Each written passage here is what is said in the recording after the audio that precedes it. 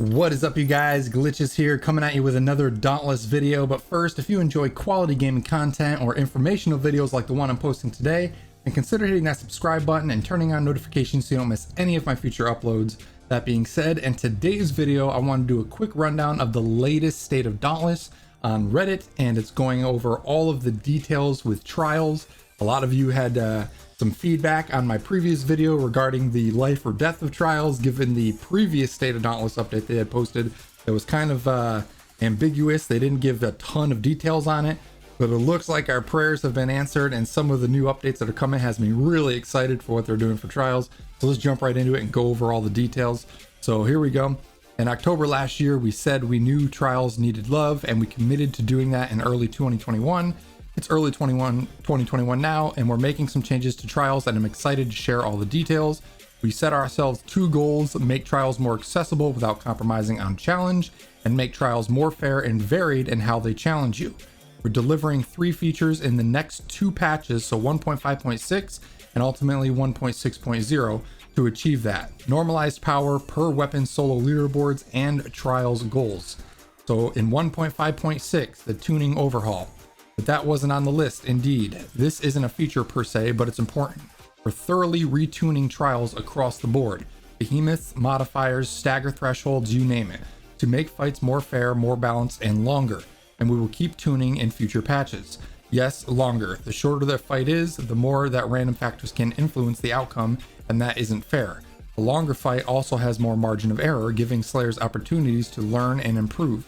The most skilled players will still be clearing trials in only a couple of minutes, but sub 5 minutes will be the new sub 3. This tuning will land in 1.5.6 along with normalized power. We're normalizing your gear's power and resistance in trials in 1.5.6, so everyone undertaking a trials run will now have the same base power and resistance level no matter their gear level, which I was okay with even when they first announced it. It was the perks that I had an issue with. But let's continue. Specifically 550. When we launched the Reforged mechanic, we created a world where going back to content earlier in progression was more valuable than ever before. We also created a world where players were forced to choose between reforging their gear and keeping it max level to be able to compete in trials. That's not a choice we wanted to have to make. Your cell selection, element matchups, and Slayer's Path unlocks will still impact your strength in a trial, but you can now reforge without worrying about your trial's results. So that answers the question. All of our Slayer's Path perks that everyone's been grinding for, that endgame grind to get those additional perks, those are still going to be a factor in how powerful you are in the new trials update. So it's not normalizing the perks or the other element type matchups, your cell selections and whatnot. It's literally just your weapon level, which is perfect. Now, the other big thing they're adding, and a lot of you guys are going to love this, is throughout the entire trials lifespan, basically, strikers, maybe hammers, repeaters on given some behemoths were the go-to weapon of choice for all of the top times in the Slayer and the leaderboards for trials.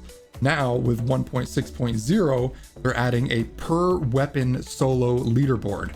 You've asked for this for a long time, and we've listened. Even in an ideal world where every weapon has perfectly balanced, each trial would still have a best for this encounter weapon dominating the solo leaderboards.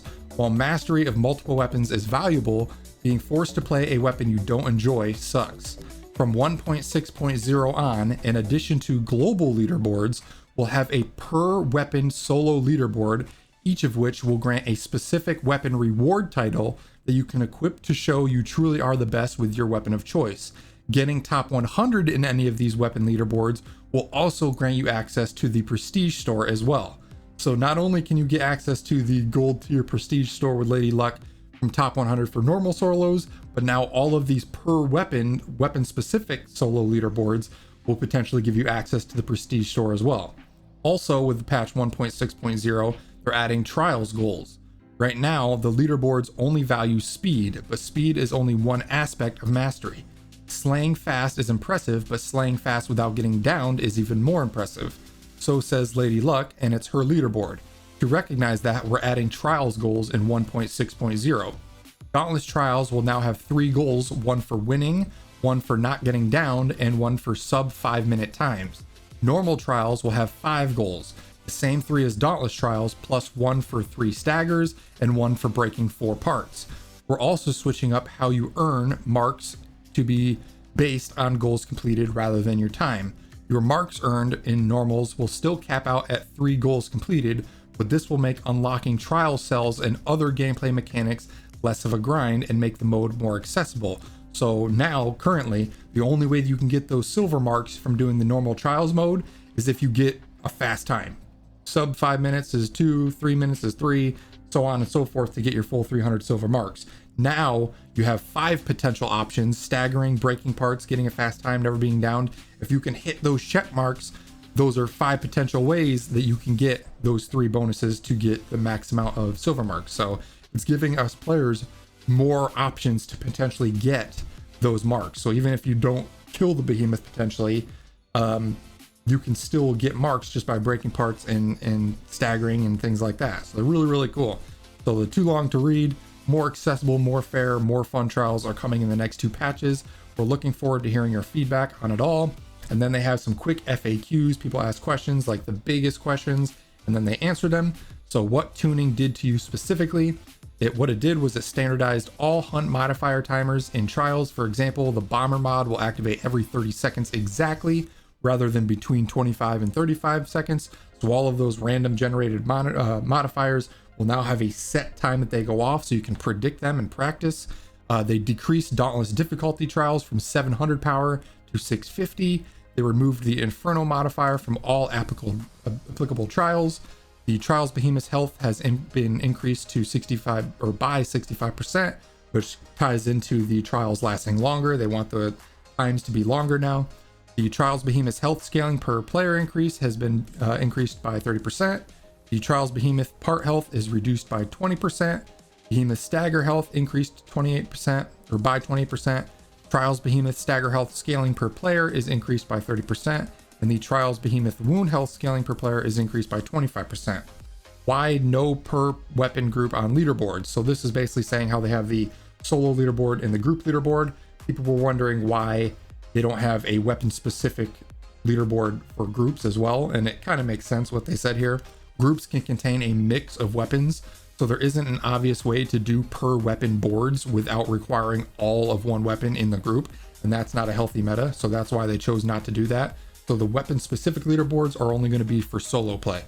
Won't this drastically change the top 100? No, it may change the order a little, but all top 100 times are already fast enough for the 5-minute goal, and most of them, especially the fastest, probably top 10 times, have nobody getting downed either, so it's not going to be a big issue. Will my Slayer's Path boosts be from reforging still apply? The answer is yes. We want players to be rewarded for their time and dedication. So that was the big bugaboo that I had with the previous patch notes, or well, not patch notes, but State of Dauntless, that they didn't clarify. It is verified now that our end game grind for those top little Slayer's Path perks will still apply for our power now, so that's great. Won't having Slayer's Path boost make it unfair? No. The bonus power you gain is valuable and will help Slayers achieve their own best results, but skill will always be the key to getting a top placement. And lastly, are you going to do something about all of the cheaters? Yes, we've been more actively policing the leaderboards for the last few weeks and are upgrading some of our tooling to more effectively identify exploit abuse. So yeah, awesome news. I'm really excited about trials now. The one big thing that I had an issue with was making those Slayer Path perks that we've been grinding all this time for not having any meaning anymore, and by the looks of it, they will not be affected by this normalization process that they're putting into the trials. So this is the normalization is literally only going to affect your weapon level and your resistances to the behemoth. So that is amazing. You basically get all the benefits of still doing the end game grind, but now you no longer have to make a decision between keeping your weapon at max level to do trials or reforging it to get those Aether Hearts. Now you can reforge your weapon whenever you want, and if you want to do trials, you still can. It'll just automatically boost you to that max weapon power. So yeah, really great changes. Let me know down in the comments below if you guys are excited about this and are approving of the official changes that they're going to be doing, and the fact that they're going to be bringing this out over the next 2 patches. So we're going to see a continuation of updates as it starts to release. So really cool updates there. But yeah, if you guys found this video informative, be sure to hit that like button, comment down below as always. And if you haven't already, be sure to click the links in the description to join the Glitch Gang Discord. We are doing a 1,500 sub giveaway right now. All you got to do is click those links, join up, and you should get instant access to the giveaway channel. Just click the reaction to join. It's got about 5 or 6 days left before the giveaway ends, but who knows? Maybe you'll be the lucky winner.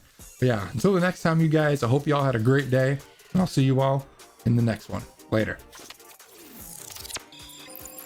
Thanks so much for watching, you guys. I hope you enjoyed the video. If you did, be sure to hit that like button. Also, if you're looking to join a killer community of like-minded gamers, then be sure to click the link in the description and join the Glitch Gang Discord server.